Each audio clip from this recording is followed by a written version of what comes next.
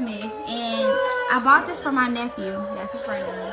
And you know, I mean, the packaging was great, but it would have been better if I didn't just get the remote control car without the remote. There's literally no remote in here. My sister thought I misplaced it, and there was literally no remote in here. Like, they have the packaging for the remote in it, and there's literally no remote. So I don't know. I gotta give it 2 stars because I have everything but the remote, which needs to make the car move.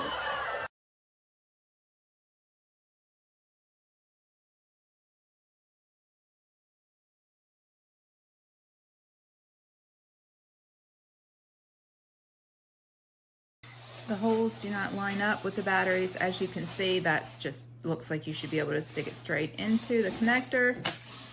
And then let me show you the connector inside of the vehicle. First of all, this little cord is barely long enough to reach it to plug it in there. And look at the little connector pins. They are not straight across from one another, so it's impossible to connect it.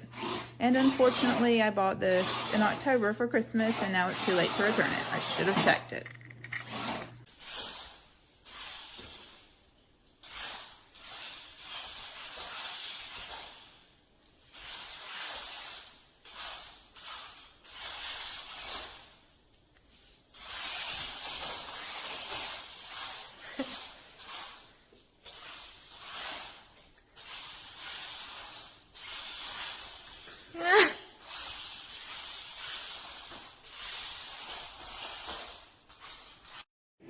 Alright, so we turn it on,